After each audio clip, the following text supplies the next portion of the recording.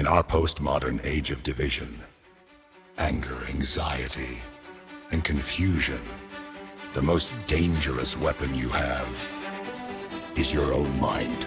Take control! Question everything! This is the Intellectual Freedom Podcast. If you only remember one thing from this entire podcast series, heck, if you only remember one thing from your education, let it be this episode. Today, we aren't just reading ancient philosophy. We are reading the source code of reality. We are reading the original red pill moment. Welcome back to the Intellectual Freedom Podcast. I am Dr. David Hopkins, humanities professor, and your host and guide through this very, very ambitious podcast series on Plato and the Republic, one of the greatest books ever written in the canon of Western civilization. If you've been listening to this series casually, that's cool. If you've been half listening while you do dishes or drive to work, while your mind flips back and forth between listening and doing whatever, I need you to stop. I mean, don't stop your car on the road or anything, but quiet your mind. Focus in for a bit, because today we arrive at book number 7. This is the moment. Today we talk and walk into the allegory of the cave. Scholars and filmmakers, revolutionaries have been obsessing over these few pages for over 2,400 years. The Wachowskis built the Matrix movie series out of it. It is the diagnosis of your life, your phone, your current political reality. I mean, it really is that serious. So take a breath, clear your mind. We are going in. But first, we have to take just a step back at the trail. How did we get here? If you missed the last couple episodes, I recommend you take this series in sequence, but if you missed the explosion that set this up, well, let's rewind for just a couple seconds. In book number 5, Socrates hit us with the 3 waves. Remember that tsunami metaphor? He told us that in the ideal city, women are equal to men. Gasp! Unheard of at that time. The private family is abolished, or should be abolished. WTF, I mean, really, Socrates. WTF, some sort of bizarro eugenics plan? And then finally, the 3rd wave, philosophers must be kings. As if the first 2 waves weren't enough, he actually goes there, and many, myself included, and probably you too, roll your eyes at ivory tower philosophers running the country, really? Yeah, please, that's just never going to happen. But what he was arguing, as we discussed, is that the world will never stop bleeding until the people with the wisdom, the philosophers, are the same people holding the power, the kings. I mean, yeah, sure, kind of get that. We definitely lack wisdom from politicians. Heck, most of them lack the ability to act like adults. There are better behaved 8 to 10-year-olds than some of our politicians in Washington, D.C. these days. But in book number 6, his friends, they pushed back and they said, Socrates, I mean, really, look around. Philosophers are not leaders.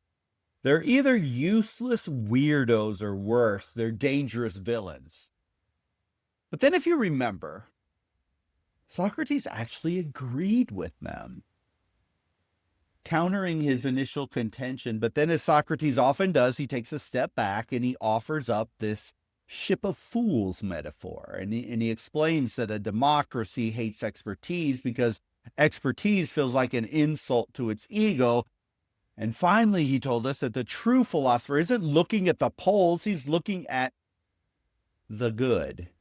He's looking at the sun, the glaucon, Socrates, young student, he's confused. He said, I don't get it. What is the good, as you call it, Socrates? What does it mean to, quote unquote, see the truth? And Socrates realized at that moment that the abstract lines and theories that he was talking about were just not going to be enough. As at multiple steps along the way, the concepts were just getting more and more abstract, like, catching the wind or capturing water through your hands. It was just leaking out. So he needed an image. He needed a story to explain the terrifying difference between sleeping and waking up. To be awake is akin to having the truth.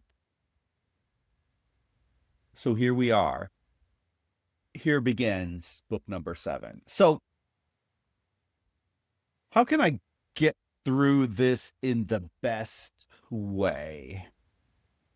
I think I want you to close your eyes for a second, unless you're driving, of course. Then don't close your eyes, please. Just focus your mind's eye. I want you to build this movie set in your mind. Socrates asks us to imagine a cave, deep underground. Imagine dark, dank, cool. Maybe water drops slowly dripping from the ceiling. But inside this cave, as you walk into it, they're prisoners. But they aren't just visiting. They've been there since childhood. They were born, grew up, lived from birth there in the cave. There is nothing else for these prisoners. There's no concept of life except for the cave. And they're restrained, their legs are chained, their necks are shackled so tightly they can't even turn their head from side to side. They can only look forward at the back wall of the cave. They only see what is directly in front of their face. That is their reality. They know nothing different whatsoever. Now, behind these prisoners, way up behind their backs, there's this raging fire. Burns all the time. It never stops. And between the fire and the prisoners, there's like this raised track, this raised stage, kind of like a puppet show stage. And walking along the track are people. They're puppeteers, we'll call them. And they're holding up objects, stone or wooden statues of men, of animals, of trees, of inanimate objects. And they're dancing across the stage, back and forth. The fire shines on these objects, and these objects, they're casting shadows onto the wall in front of the prisoners, and all they can see is the shadow. So the wall, in essence, it acts almost like a movie theater screen. And because the cave, it echoes when the puppeteers are speaking, the prisoners actually think the shadows are the ones talking. Remember, they can't turn their heads. So their perspective is incredibly limited. And the only real things in life are what they see on the cave wall. The sights, the sounds, and the smells of the cave. That is their reality. There is nothing else there. And Socrates asks a devastating question. Why would they not suppose that they were being addressed by the shadows passing by them? Now, to these prisoners, the shadows, they're not fake. The shadows are the only reality that they can actually see, that they've ever known. If you told them about a real tree, they would think you're crazy. A tree is that dark, flat thing on the wall. It is not a tall, green, beautiful, flowing plant just rustling in the wind. You can't feel the hardness of the bark or touch the leaves. To them, a tree is a gray shadow. It's something that's dancing on the screen from the firelight. And as Socrates says, to them, the truth would be literally nothing but the shadows of the images.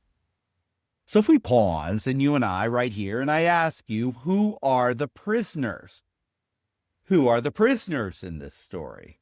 I mean, an obvious answer that you would come up with would be those sorry, pathetic souls who have a grotesquely warped sense of reality. But if we slow down and think about it, they are us, in essence, across human civilizations.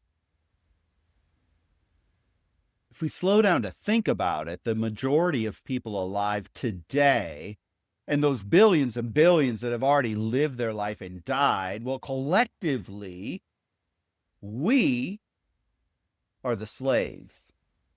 This isn't a story about ancient Greece. This is a story about the Black Mirror. The wall is your iPhone screen. The shadows are the Instagram posts, the 10-second news clips, the memes, the outrage loops, the ideological brainwashing by the corrupt system of politicians, the materialism of our postmodern world. All of them casting shadow after shadow across our minds, our lives, our hopes, our dreams, our fears, and aspirations. All these things are bombarding us constantly, from cable news anger factories to social media materialism to AI deepfakes. We sit there chained to the algorithms, staring at the wall for 8 hours a day in jobs we don't like to impress people we don't even know. We scream at the shadows, Twitter fights, political debates. We fall in love with the shadows, influencers, materialism, power, money, career, opinions. We vote based on the shadows. We go to debt based on the shadows. We break friendships or families up over the shadows, and we don't even bat an eye. And notice the puppeteers. The shadows aren't natural. Our fears aren't natural. The images aren't natural. They're all manufactured. They're made up. Someone is holding up the stick. Someone is curating the feed. Yet the anger, frustration, anxiety are never or rarely directed at the true puppeteers, but instead it's all directed at each other. We think we are seeing the world, but we're seeing a puppet show designed to keep us staring at the wall, keep us pacified, keep us content, keep us under control. We don't break the chains. We stare at our screens. Entertain us with well, what? Nothing. In essence, we're really not much better than these poor fool prisoners that are spending their entire lives looking at shadows on a wall. So what happens next? As we keep reading through book 7, Socrates continues, and he says, imagine this happening. Imagine that one prisoner is finally freed. Why is he freed? Who knows? Maybe the puppeteers were running some sick experiment to see what would happen if such a dumb, brainwashed human actually got to see reality. I don't know. But his chains are struck off. He's forced to stand up and turn around.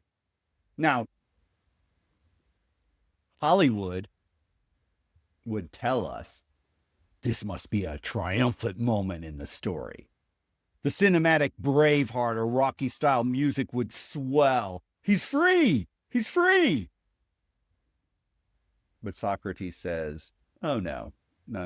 That's not what would actually happen to normal people. No.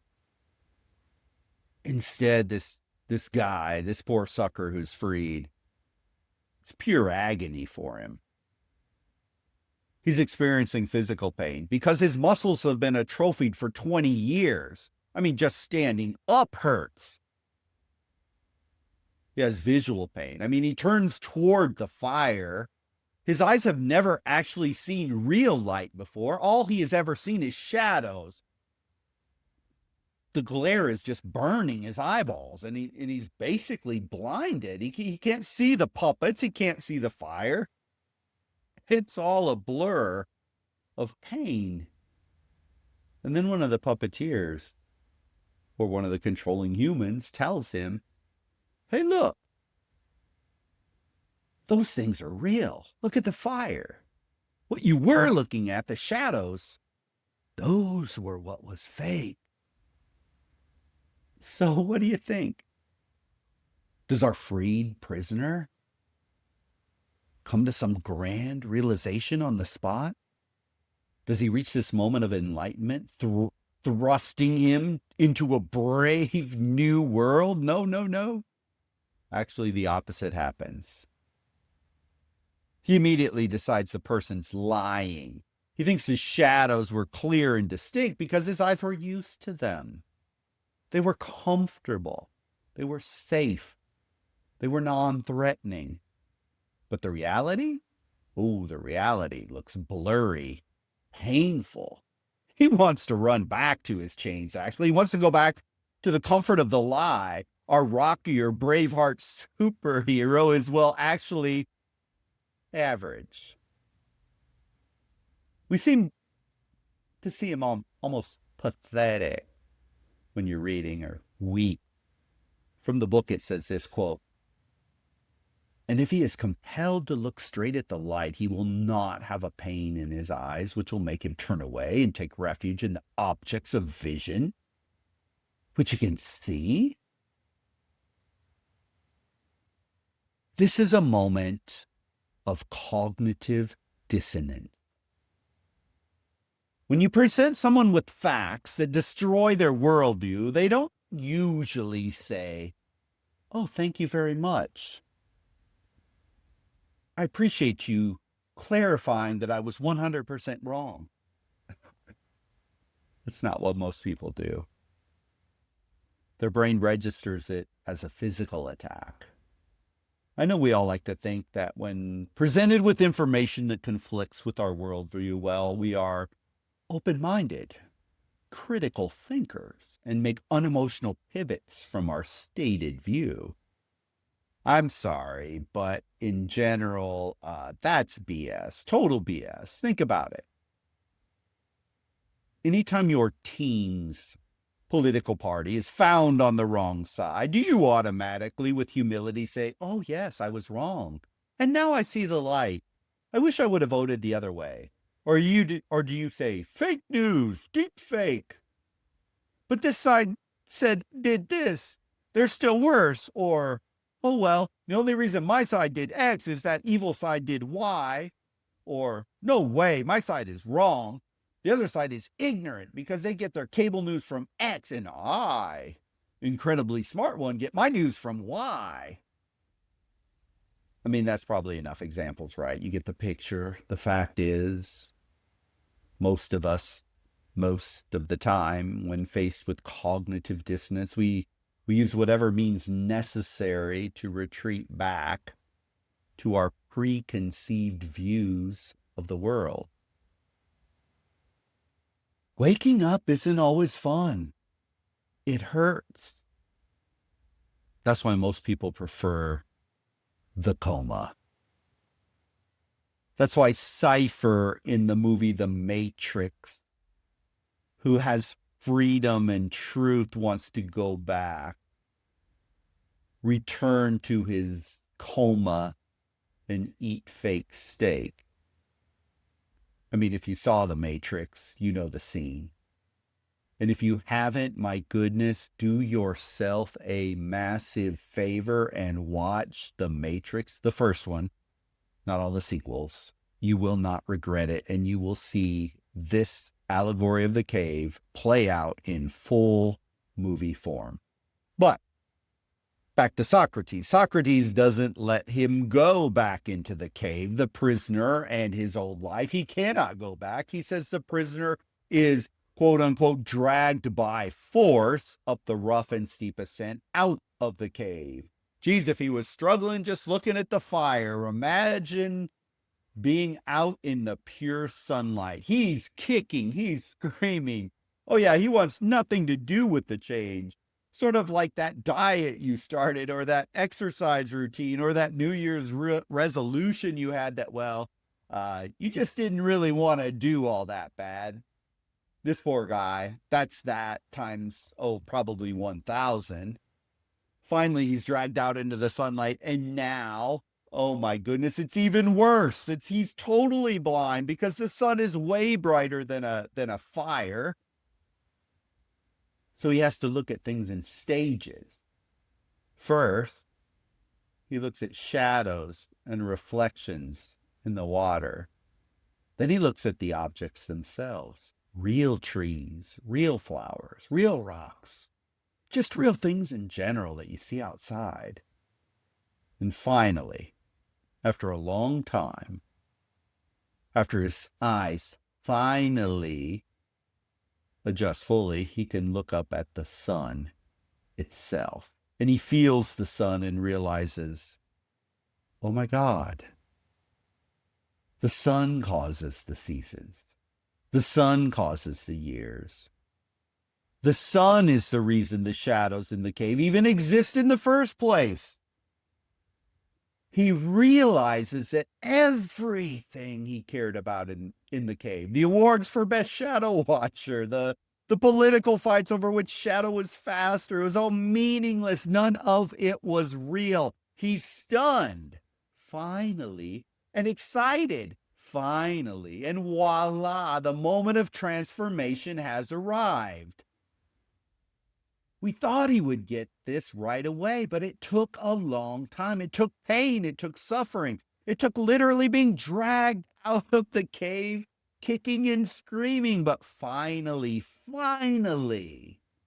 through pain and suffering and time, he sees, quote unquote, truth. And it's at this point he says he would rather be a slave on earth than a king in the cave. He is our hero, our average man, our everyday person, finally awake, which is hope for all of us. This is where the movie usually ends, right? In Hollywood, the hero finds truth and lives happily ever after. But this is Plato, and Socrates says, yeah, no. We are not done just yet. He must go back. He must go back into the cave. We didn't educate him for his own happiness. We educated him to save the city. We need him now to return, to bring the new knowledge and cause a revival in the city, to wake them all up. So the new philosopher, this new enlightened person, this average guy goes back down into the cave with wisdom far beyond the capacity of everyone else in the cave. And he is enthusiastically ready to share all of it. But here's the tragedy. When he walks back into the dark, he slowly gets blind again. His eyes are now used to the sun. He can't see the shadows anymore. He can't go back. He stumbles. He looks awkward. The prisoners, though, who are all still chained, they look at him like, what is wrong with this guy? They challenge him to a shadow guessing game, current events, politics, whatever. He loses. Looks like an idiot because he doesn't care about the shadows anymore. They're not real. They don't matter. The prisoners laugh at him. They say, look at him. He went up. He came back with his eyes ruined. The ascent is bad for you. Critical thinking is dangerous. You are a fool. You are an idiot. And then Socrates drops the darkest line in this chapter. He asks, if he tries to free them and lead them up, What will they do to him? What will they do to him? So if Socrates asked you, listening right now, that question, how would you answer? What would they do to him if he tries to free him? If our hero of the study tries to free them and lead them up, what will they do to him? Well, the answer comes in the book.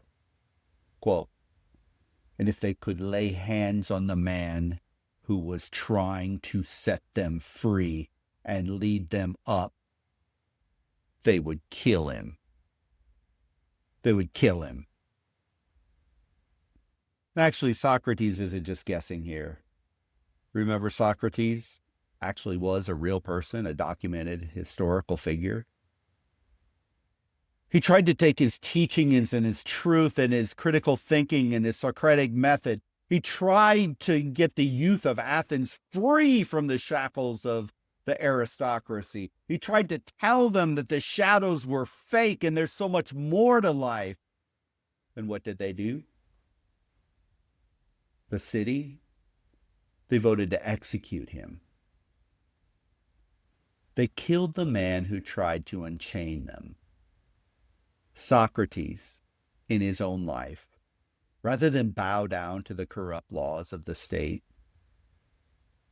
he chose to die by his own hand, by drinking hemlock, as directed by the jury in this trial. And by the way, drinking hemlock wouldn't just be a nice fall asleep death. It would be a gut-wrenching, literal, painful, horrific way to die. That poison was not quick, nor was it painless, but Socrates did it. Now, wow, that's believing in who you are and what you're about. Very few philosophers in history can make that claim, as Socrates did. But this is where we get to the prophet's curse. The prophet's curse, this is cancel culture in its deadliest form. Society does not thank the person who tells the truth. It attacks them because the truth insults the shadows. The truth disrupts the status quo. The truth forces the masses into uncomfortable situations. And so this leaves us with a significant question. The cave isn't just a story, it's a GPS locator. So where are you right now? Where are you right now? Are you a prisoner in the cave, staring at the wall, angry at tweets and social media posts, thinking the shadows are the entire world? You're the puppeteer. Are you a master of manufacturing illusions in your social feed? Whether for status, for likes, or for profit? Or are you the one stumbling up the hill, eyes burning, trying to see the sun, struggling against the shadows? Education, real education, isn't about filling your head with facts. It isn't about collecting diplomas. It isn't about status symbols. Plato calls it the turning around of the soul. It is the painful act of turning away from the glowing screen and looking at reality. The truth. It's hard. It's lonely. And people might hate you for it. And just like the masses in the cave, most people want nothing to do with the truth. They want that comfortable life they're in, and they don't want people disrupting their worldview. But as Socrates says, quote, better to be poor and awake than rich and dreaming. So where does this leave us? through the allegory of the cave, we need to all have a look inside of ourselves. What are we living for? What is controlling your decision making? How easily and how often are you influenced by the swirling tech media around us? How often does media, social or cable or otherwise, get you angry, upset, and anxious?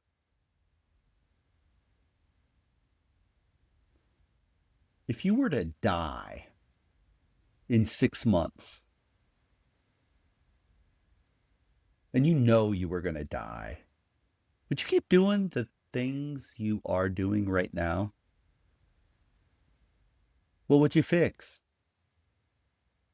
What relationships would you want to mend? What would you do with your time?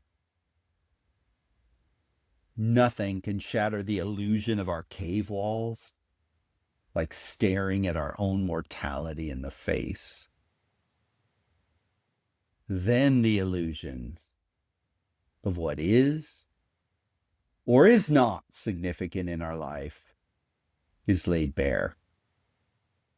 I hope this allegory gives you pause, gives you space to think about how you conduct your business in this thing called life.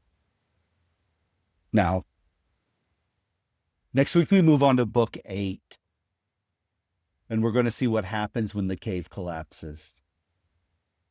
We're going to watch the inevitable decline of the state from aristocracy to democracy to tyranny. We still, in all honesty, what are do we have any final answers yet? I don't think so.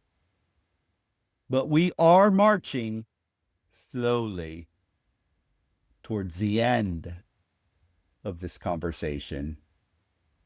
And I look forward to picking it back up with you in the next episode. I'm Dr. David Hopkins. I'll see you in the next one.